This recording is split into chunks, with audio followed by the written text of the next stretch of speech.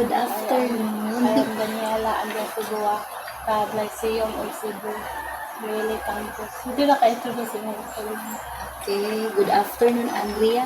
My name is Mrs. Aristea Libradilla Aldava, one of the teaching staff of Knowledge Integrated School, handling grade 9 science and grade 10 science. This is my 6 years in service in the Department of Education. Previously, I worked at Little Flower School Incorporated as their science teacher, as their academic coordinator, and assistant principal way back 2009 to 2019. Thank you for allowing me to interview you today, ma'am. So, here's the question number 1, ma'am. So, what do you think is the main purpose of education?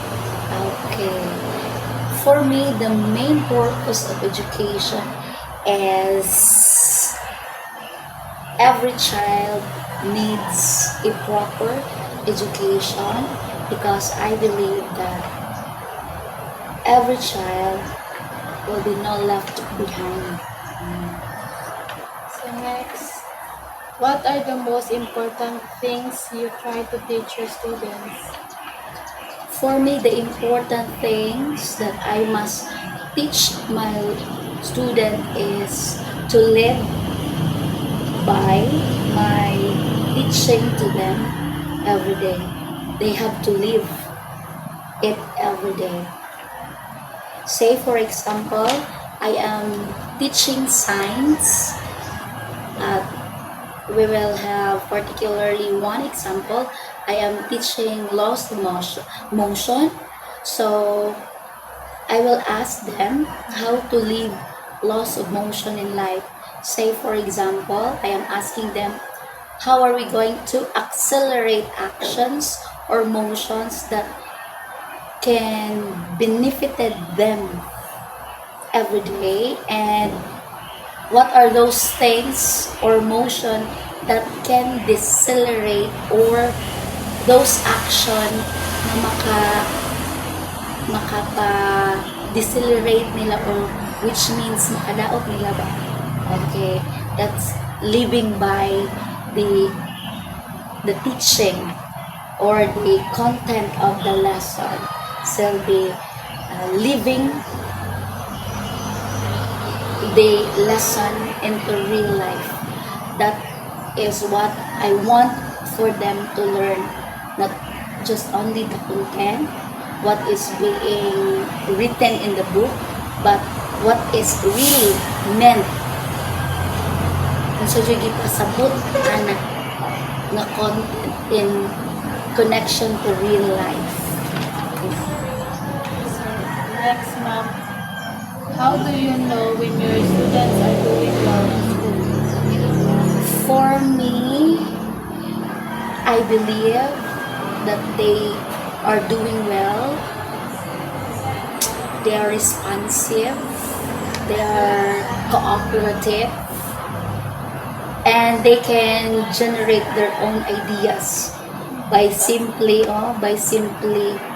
oral recitation, maybe written, maybe their body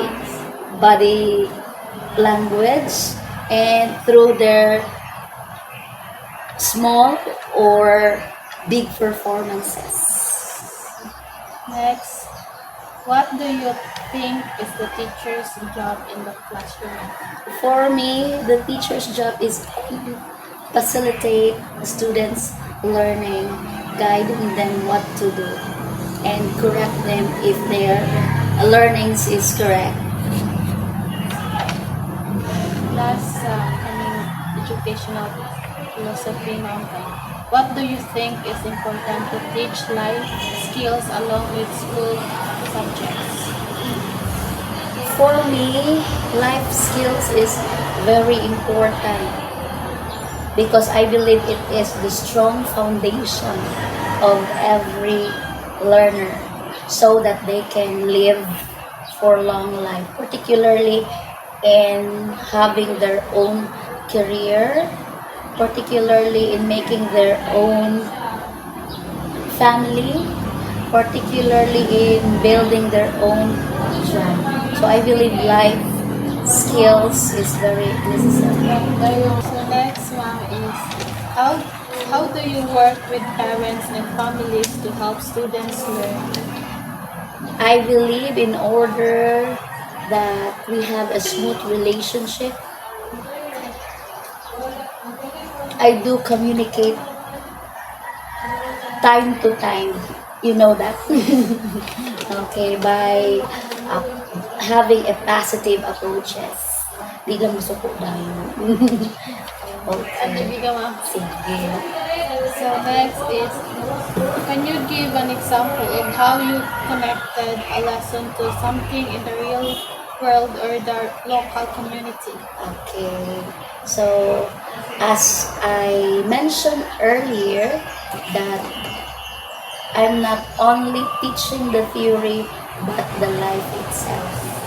Because I believe when you teach by heart, the students can learn, and by also citing those lesson, they can connect, particularly kung mugamit ka o mga contextualization. Say for example, daghan mang mangga o atis o bayabas sa tua, so dili ta mogamit og apple kay applicable raman na dito sa gawas. But we have to introduce them all as well so that they so that our learners also would be compete globally. From contextualization, say for example, from babayabas to atis down to apple. Next one is, how do you build a good relationship with parents or guardians? Okay, same. Uh, Positive approaches, proper communications, like sending messages and written communications, as well as home visitations. So next is, do you use any community resources or people in your lessons?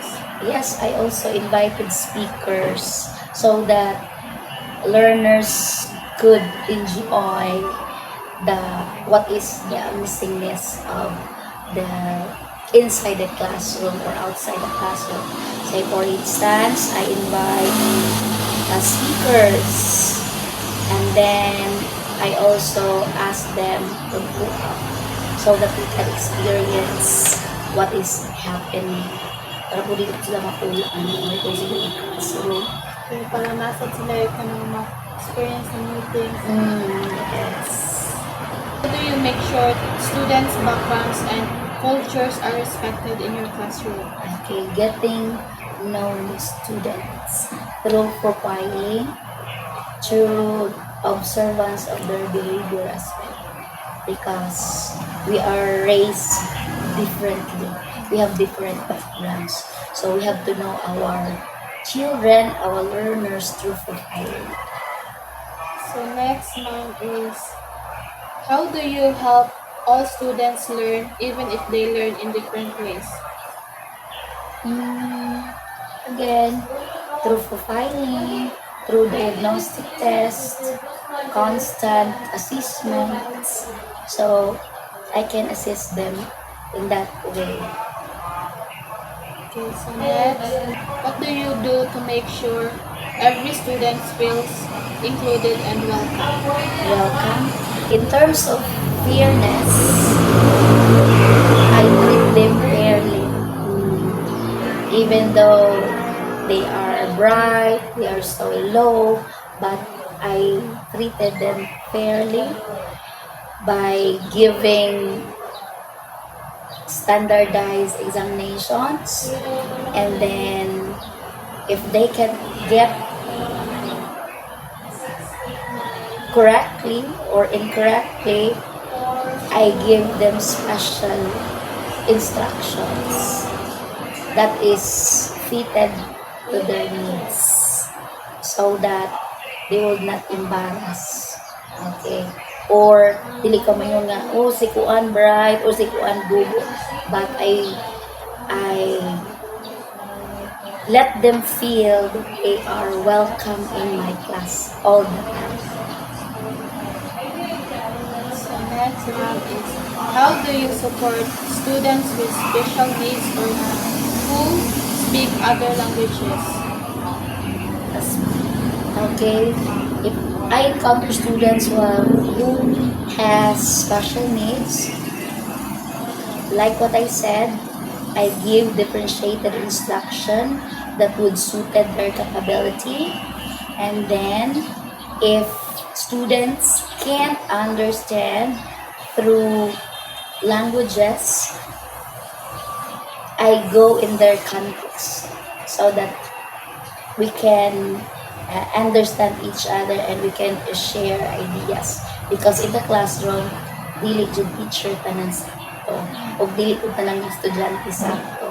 Because in the classroom settings, na gitawag og symbiotic relationship, or two, there will be a symbiotic uh, give and take relationship. Students learn from you and you also learn from your students. Pero mga impacta ra po nang dili mo ingon nga di sila ka-learn sa ilang estudyante. Because I've been in, this is my 16 years of teaching world. So, napo po yung nakatunan sa mga estudyante, not only in the lesson but what life is.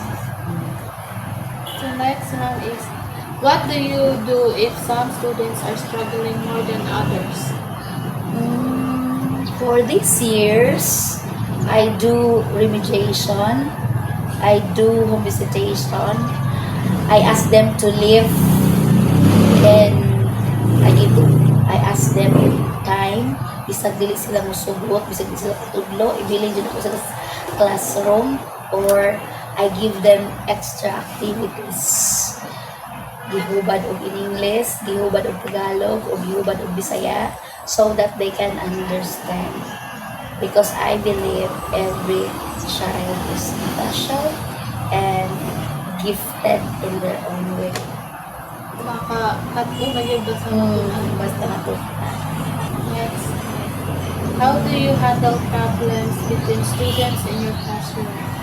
Okay, so sometimes I do general, kaya di nasa ko, general conversation. I do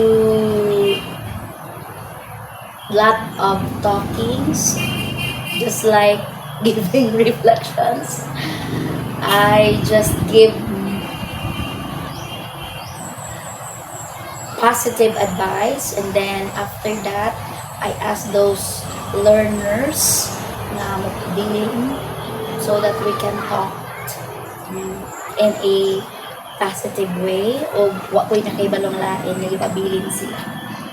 I'll just send them notes.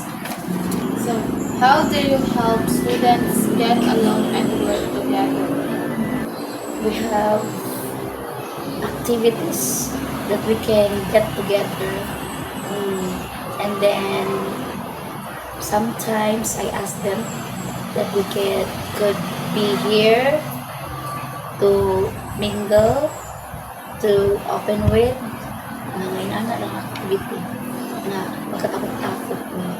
Pero sometimes sa classroom ako, or sometimes mo out me, like having our activity outside, and after having the activity, mag-story-story lang. Next one is, what do you do to make the classroom feel like a safe and friendly place? Most important thing of having that one is to have first an orientation, what to do, not to do, and what the do's and don'ts. And you have to be firm. Next one is, how do you teach students to be kind and responsible? Kind and responsible. Sometimes I let my students or my learners do the do's and don'ts, because I believe if they are the one who make the rules, they're the one to follow it. That is why they are responsible of their actions. Kana jud i-ampil jud dili ang teacher ay magbuot. Dili ra man ingon nga akura apil man ang learners in making rules and regulations or decision inside the classroom, particularly mga norms. Pero si teacher di masunod. Sag-appeal sila, si teacher di masunod. Kay wingon ko na sila si teacher pero may nagtagan sila kana ang chance to talk and to express so that when they commit mistakes, you just simply recalling or you're just simply telling them what is our rules. They just sign our rules, okay. Then they are accountable. Why is teacher training and learning new skills important to you? Take note that every day is evolution. Every day is a learning. So, buhi pa ta, we will not stop learning. Kaya kung ma-stop na ta og learning, which means patay na ta. So, samtang buhi pa ta, just continue, have trainings, just continue, have seminars, because that is for our self-improvement. Take note, if you want to become a master, you need So next one is, what do you do to keep learning and improving as a teacher? again, through various seminars and trainings. For me, it would give me a lot of avenue to grow more and to develop more. That is why I am keep on learning. I keep on knowing things that I don't know so that I would be able to share it with my students. Next one is, have you ever lead a project or help other teachers? What do you do? If my co-teacher asks me for help, I am ready to help. Just like the reports today. So I am willing because in doing that, so I also learn. For those teachers who ask me help, I never hesitate to say no because for me, it's my opportunity to grow. Last question now is, how do you work with other teachers to help students learn better? By looking our lessons, if we have relatedness, so that we'll be able to improve it. And asking questions as well, yung saan nila dito, ano naka-learn, by sharing ideas how to impart knowledge to the students. Unay common na magdari yung unsay mga strategies so that students will not bore and students will easily get the lesson. Sharing of ideas is the one thing that we do. Okay. So that's all the question, ma'am. Thank you kay mama. Oh, you're welcome, Daniela. Okay na.